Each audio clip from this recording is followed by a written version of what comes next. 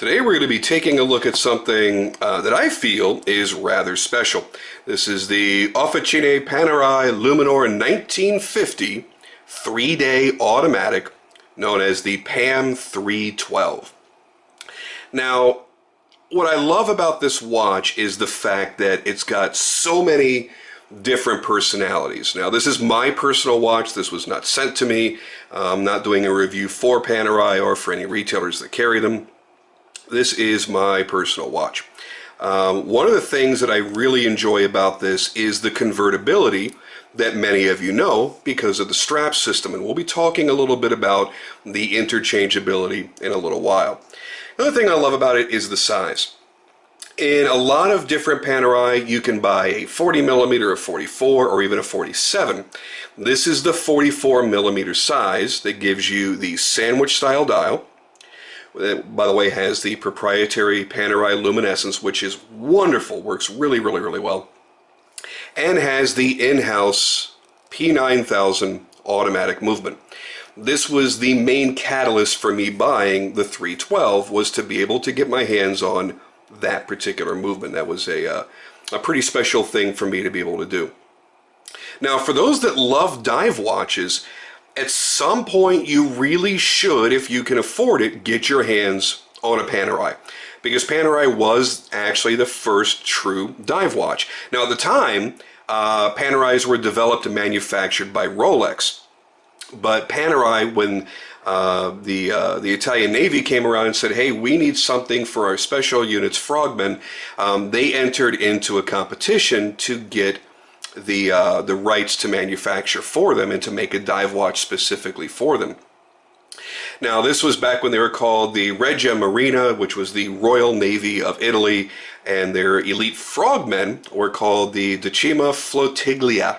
And I'm probably brutalizing that name. I don't, unfortunately, speak Italian. Side note, 1946, the Royal Navy changed their name to Marina Militare. So you'll see some of those references in other Panerai material. And honestly, the knockoff watches tend to really, when they emulate the look of a Panerai, they tend to go with that Marina Militare theme and even write it on their dials. So that's where that's going to come from if you ever wondered. Now, I'll be the first to tell you, it's not always easy to justify the pricing of a Panerai. Once the Richemont group bought them, which I think was 1997, 1998, Panerai prices went way up because Richemont decided to elevate them from a military watch brand to a luxury watch status. Thank you, Sylvester Stallone. For those who don't know the story, when Stallone was filming a movie in Italy, he came across the Panerai official store, the company store, fell in love with the watches, bought a whole bunch, had the Slytech made, and gave a bunch to his celebrity friends. So that's how they got so huge in the US, and that catapulted them to the point of popularity that they're at today. So what you're looking at in my hands is a $7,500 watch. If you buy it in store with tax, you're paying $8,000 for it. And that gets you the black alligator strap, and it gets you the black rubber strap. This was an aftermarket purchase. I should say after sale purchase, because it is a Panerai strap. So you're paying $8,000 for this watch. Now, if you don't care about having the factory warranty, you can buy these online for about $6,500 almost any day. Places like Joma Shop, they have them in stock. Sometimes you may have to wait 2 or 3 weeks for them to get one, but you'll pay $6,500. And you know what? Saving that extra little bit of money can be a make it or break it kind of deal, because you're going to spend that extra money in straps, I assure you. Now, I went this route by buying in the store because of the in-house movement. The other reason was I wanted to try on a few different models. I was undecided between 4 different watches. The 312 was the leader, but I just wanted to make sure. And by sitting in the Panerai factory store here in Dallas, Texas, I was able to do that and make that decision. I was very close to buying the all-ceramic version on the bracelet. It was an amazing watch, but I couldn't justify spending $15,000 for a watch that I thought was marginally cooler than this. So I ended up going this route. But I had to have the in-house movement. And by doing that, listen, if something were to ever happen and it needs any kind of work whatsoever, I would much rather it go back to Panerai than dealing with an aftermarket, gray market warranty company. They don't usually, present you any issues, but on an in-house, finely tuned movement, I'd rather just deal with Panerai. So you pay the extra money. Now, from using modified ETA movements to now making their own calibers, I think that Panerai has grown tremendously. I mean, really made big strides in the way their company has grown. Even though they really remain very strongly rooted in their classic designs, and honestly, that's kind of what makes Panerai so much fun. Listen, you could put three Panerai, three different models side by side, and you may not even notice the differences. One may have an exhibition caseback, or one may be a slightly different size, 40, 44, 47. One may be identical. One has an in-house movement, one has a modified ETA movement. They appear to be the same, but it's really those subtle differences that are going to keep you on your toes. And that's why so many Paneristi own so many versions of what some people think are the same watch. The modified ETA movements are totally fine, but I wanted to have something that was a little bit extra special. Panerai developed and wholly manufactured this movement. So that means a higher degree of quality control for the manufacturing of the individual components all the way through to final assembly. So you got 28 jewels, 2 barrels, Glucidator balance, Inca block shock protection, 197 components, giving you 3 days of power reserve. Now mine has not gained or lost a single second in the 3 weeks that I've had it. Unbelievable. Now, you're not buying it specifically for the accuracy, and they are not COSC certified, but it's really nice to be able to get that bonus when you're spending this kind of money. Now, cases that house this particular movement are specifically made versions of the 1950 case. If you don't know the difference between the regular cases of the 1950 has this shape to it. So it has like that kind of that bowl shape to the sides of the case that I find to be more attractive than the others. It's just my personal preference. Everybody's going to be different. I love the overall feel and size of the 1950 variations. Now, with this one, in order to put that P9000 movement in there, the external dimensions of the cases are the same, but it's got a slightly lower profile, sapphire crystal on there, so it's less convexed, and it barely stands up above the bezel, whereas the other ones are a little bit more prominent. Another thing that I liked about this, check this out. So we unlock the crown guard, which, by the way, I just want to kind of mention this.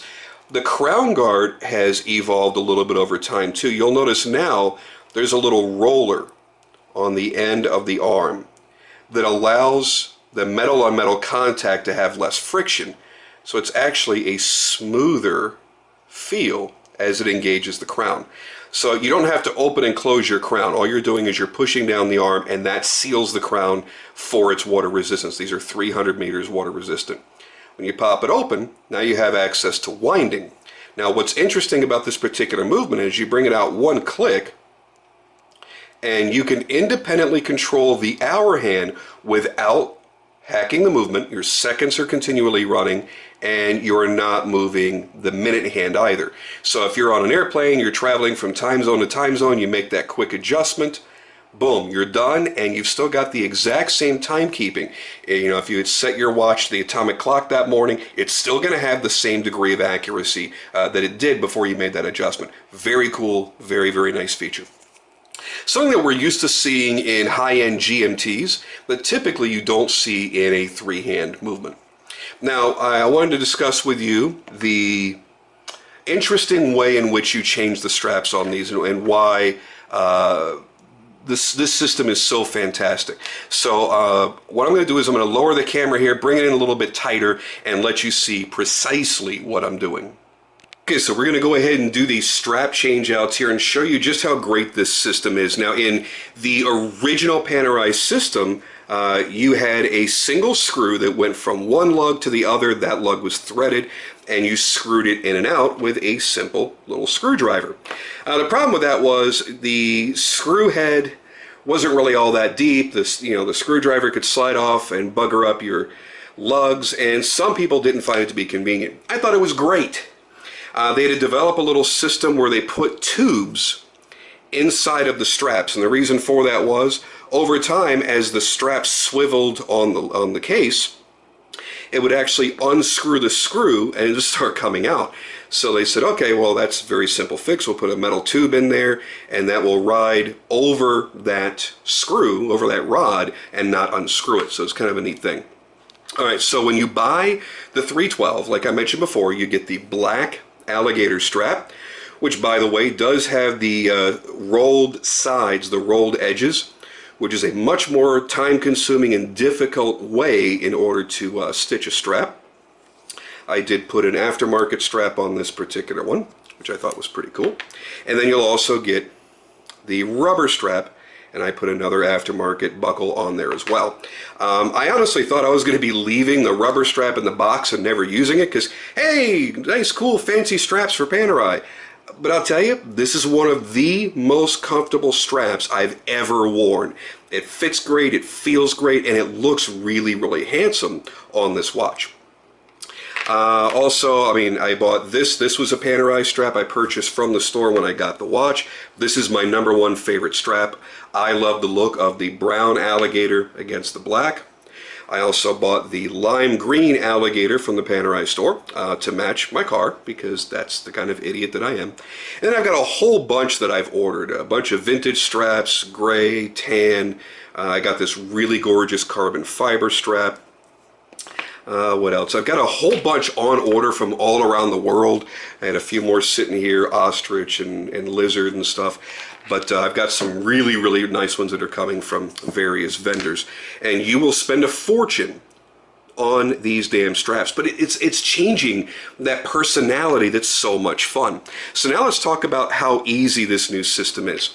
You get this interesting little tool in your packaging that splits in half. Now you have two tools. And all you're going to do is depress this recess pusher.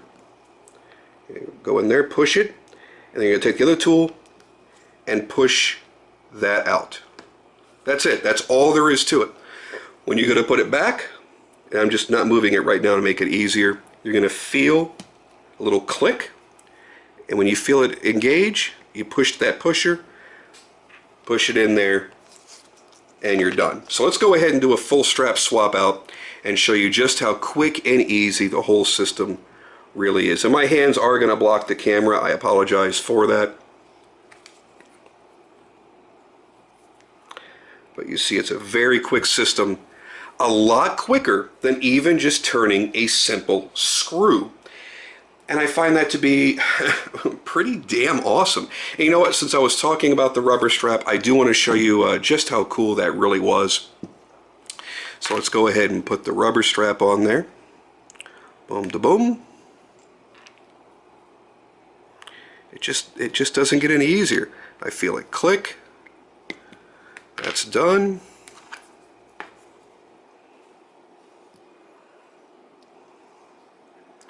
I mean, really, in less than 30 seconds, you can change out the entire personality of that watch. It's just that simple. You can't beat that. And this really is, by the way, a really handsome everyday look. So what I'm going to do is I'm going to switch this back. We're going to take a look at the Loom, and then we're going to take a look at this on the wrist in a few positions and see what you guys think. And here we go, as promised, on the wrist. And you see that, again, just a simple strap change completely changes the entire personality of this watch. And yeah, I mean, you could do something as simple as, hey, I'm wearing a gray shirt today. I want to wear my my gray strap. Oh, I'm wearing a brown shirt. I'm wearing brown shoes. I'm wearing green. I'm wearing purple, black, yellow, whatever. You get a chance to express yourself by changing out the strap, and it's not cumbersome. It's not a pain in the ass to do. One thing I neglected to mention, and I apologize for that, is when you're looking at these various different options, one of the other expenses you're going to have is your buckles. On the Panerai buckles, They are a screwed in buckle. Please keep that in mind. Stick with the screwed ins instead of a spring bar. It is more secure, but you're only going to get one buckle in your package, and you're going to end up stripping the head of that screw after a couple of weeks, switching it between the two straps that you've already gotten. So every time you order a strap, do yourself a favor, order yourself a buckle. Now, here's the thing. You buy into, let's say, all three of these alligators here were between $350 and $365 each. You could spend between $150 and $250 with other manufacturers of straps. The buckles are the same way. You'll spend $250 for this stainless steel buckle, where you could spend $40, $50, $60, $80 on an aftermarket or even custom. I have one buckle coming that's African Cape Buffalo engraved and inlaid with gold, and I paid $125, $150 for that buckle. That's still cheaper than a standard stainless steel Panerai buckle. So, keep that in mind. It's not really important to have a Panerai buckle or a Panerai strap on your Panerai, because the money that you're paying for is on your wrist. It's in the movement, it's in the dial work, it's in the case work. And as you see, it's a great fit all the way around. Just amazing. It really is. I mean, I've barely taken this watch off since the day I got it. It is just fantastic. It is one of my favorite watches I've ever owned, and one of the reasons why, it's more low-key. It's not like wearing a Rolex or wearing even a Breitling. It doesn't scream, hey, look at me, I'm an expensive fancy schmancy watch. This is a serious-looking, great, handsome design that most people, unless they really know watches, won't even know what it is if you tell them. And I like that. Not that I'm the most low-key person on earth. Those of you that know me know that's the truth. But there are times I don't want the things that I own to just scream, hey, look at me. It's a handsome design that most people won't even recognize. And I like that. Let's take a look now at the Loom. Break out the handy-dandy flashlight and give us a little charge here. It does not take much. Panerai's Loom is very, very impressive. It's not the longest lasting Loom, but I have found that it's been perfectly legible throughout the entire night. Obviously, yes, it does get dim after, 4 or 5 hours to the point where it's almost non-existent, but your eyes have already adjusted to the darkness by then, so that's okay. So let's hold that right there. Let the camera focus and kill the lights. See what I mean? Very, very good Loom. Easily legible all the way down to the sub-seconds hand. Fantastic. There's nothing about this watch that I would change. I really, truly love everything about it. It's at that point where now I'm looking at a couple of other versions that I want. I really want a Carbotech. That's their proprietary version of carbon fiber, where they made not only the entire case, the crown guard, the lever, but even the crown itself is made of that material. It's unbelievable. The store did not have one when I was there. Another one that if I would have waited another 2 weeks I could have gotten is the new release of their blue dial. And it is unbelievably beautiful. Now, for those that are looking at this and saying, I love your watch, I think it's great, but I can't wear a watch that's that thick. If I'm going to spend that kind of money, it's got to be an everyday watch, so I'm going to wear it to the office with a shirt that has a tight cuff and everything else. The 312, as I understand it from Panerai, is going to be discontinued shortly. They are replacing it with a model that's already out there and available, which is, oh God, I just forgot the reference number. I am so sorry. It's basically the exact same watch, but slimmer by a few millimeters. It's a significant difference.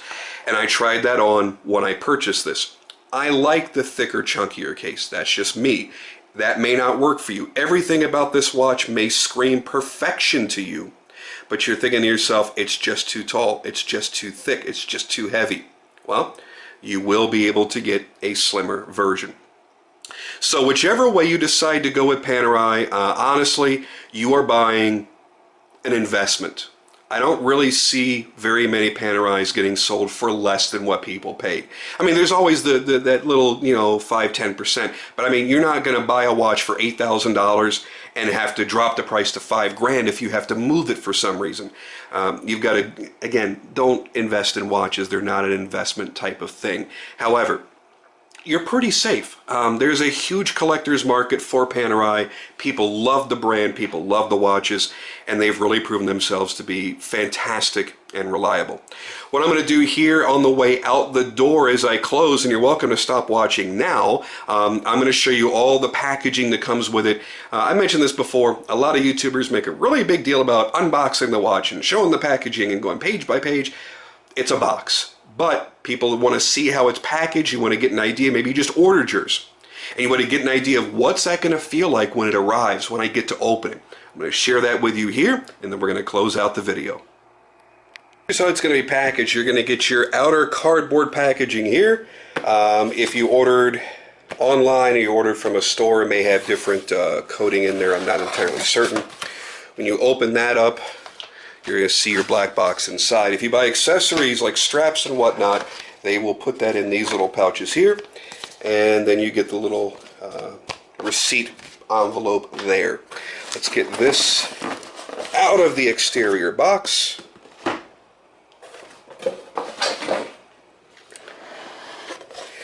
Get that opened up, and we can see right here the nice wooden box inside.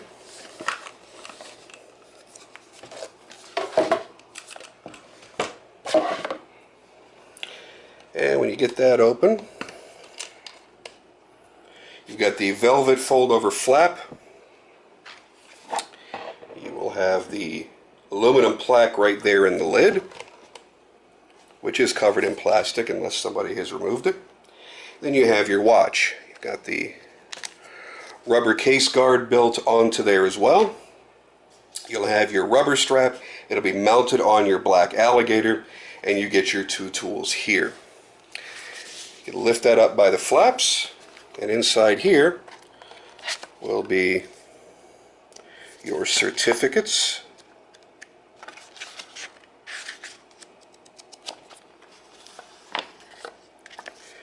instruction manual, fairly thick, multiple languages, and my warranty paperwork is inside of that black envelope that I showed you just a moment ago.